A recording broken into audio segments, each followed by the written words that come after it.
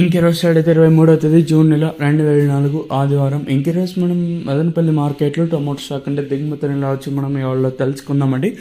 అంటే దిగుమతి ఎంతో పోల్చుకుంటే ఎక్కువ వచ్చిందా లేదా తక్కువ వచ్చిందా వీటన్ని ఎవరిలో తెలుసుకుందామండి. తెలుసుకునే ముందు ఇంకా మన ఛానల్ సబ్స్క్రైబ్ చేసుకోలేదు.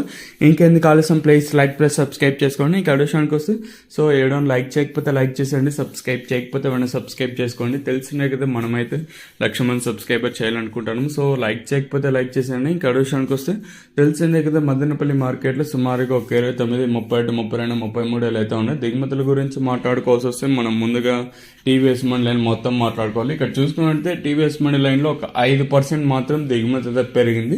ఓవరాల్గా నేను చూసుకుంటే మనకు 15% సరే నిన్న 15% దిగుమతి తగ్గింటే ఈరోజు 5% దిగుమతి అనేది పెరిగిందండి.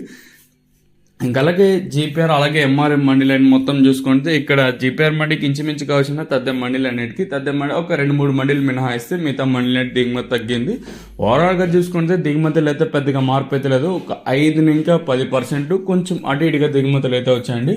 అంటే కొన్ని మండీలు ఎక్కువగా మరి కొన్ని మండీలు తక్కువగా అయితే వచ్చాయి. ఇలా బ్యాలెన్సింగ్ చేసుకుంటే ఒక 5-10%కి కొంచెం అటు ఇటుగా దిగుమతులు అయితే వచ్చాయండి.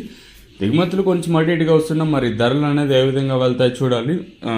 వేలంపాట్లు అనేది ఒక్కొక్కసారి మనకి 8:30కి ప్రారంభం అవచ్చు, ఒక్కొక్కసారి 8:45కి అయితే ప్రారంభం అవుతూ ఉంటుంది. మరి చూద్దాము మన మదనపల్లి మార్కెట్లో ధరలు అనేది ఏ విధంగా వెళ్తాయి అనేది చూడాలి.